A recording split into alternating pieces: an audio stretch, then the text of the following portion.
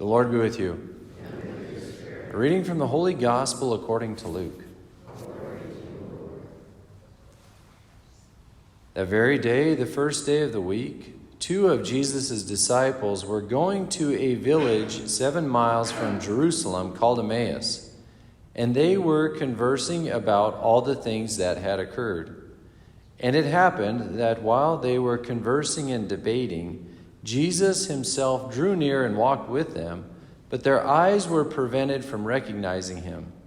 He asked them, "What are you discussing as you walk along?" They stopped, looking downcast.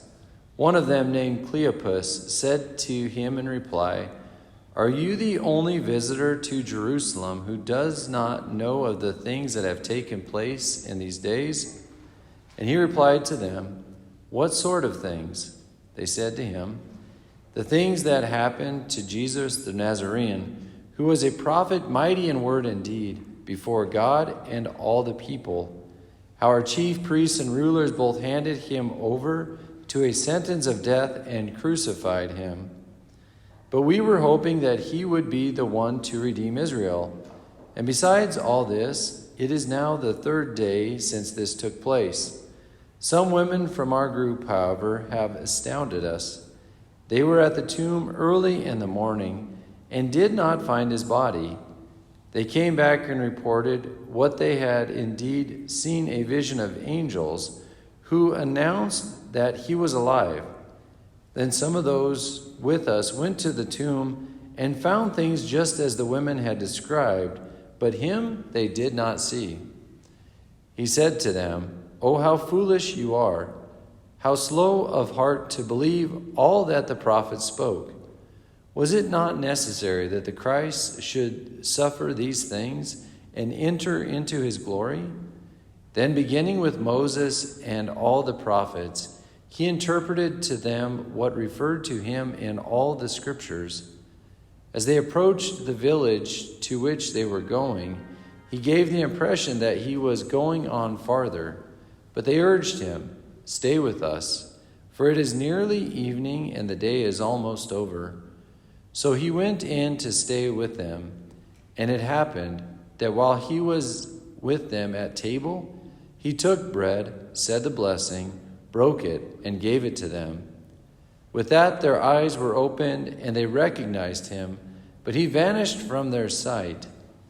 Then they said to each other, "Were not our hearts burning within us while he spoke to us on the way and opened the scriptures to us?" So they set out at once and returned to Jerusalem, where they found gathered together the 11 and those with them who were saying, "The Lord has truly been raised and has appeared to Simon." Then the 2 recounted what had taken place on the way and how he was made known to them in the breaking of the bread.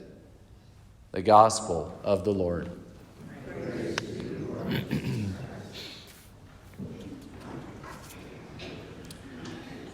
Probably one of my favorite gospel resurrection stories. It's just so depictive, and you can just kind of enter into the scene and walk along with the guys as they walk with Jesus.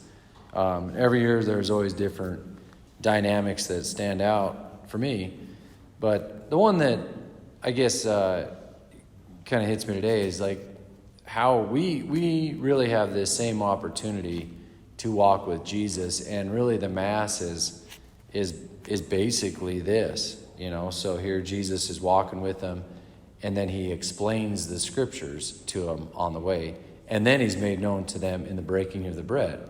Okay, we always read the scriptures, and then we break the bread.